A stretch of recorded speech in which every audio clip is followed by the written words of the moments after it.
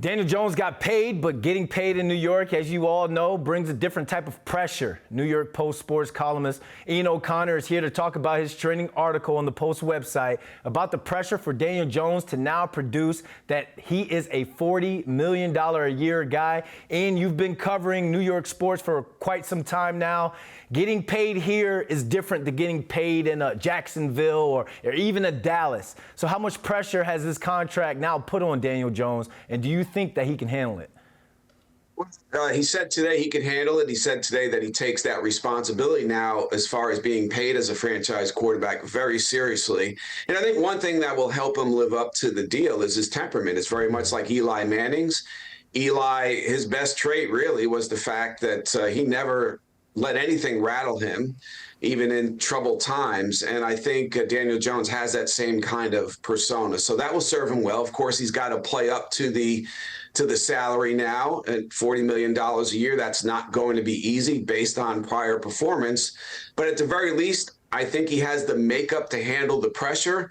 We'll find out now if he has the talent to live up to that contract. All right, he has to play up to that $40 million. So what would be considered a successful season for Danny Dollars, both statistically and team-wise? I think statistically, Brandon, I don't think it's too much to ask him to throw for 30 touchdowns in this coming season.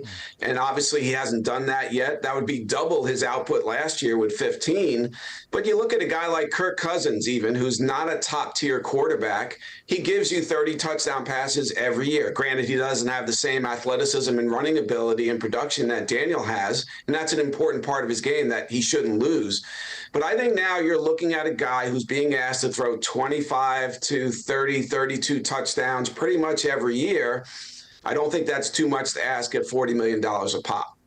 They're going to have to bring in a wide receiver number 1 and 2 to get him to that 30 touchdown mark. But I think now that you have the coaching staff, the offensive coordinator, and the quarterback in place, that's something that can be done. So do you think that Daniel Jones has the juice to win the Giants their 5th Super Bowl?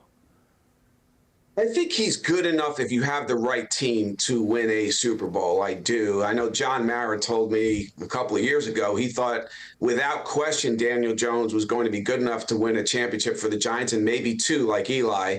So we'll see how that plays out. I think first things first, Daniel has to prove he can win a division, which he hasn't done yet.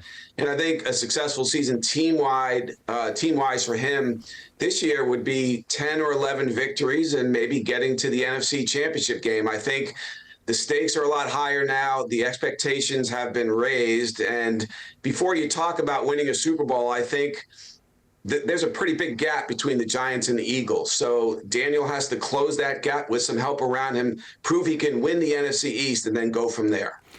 $40 million, and I skipped from winning the division to going straight to the Super Bowl. That's that type of pressure that's now been added to Daniel Jones. And thank you for joining us. Thanks, Brandon.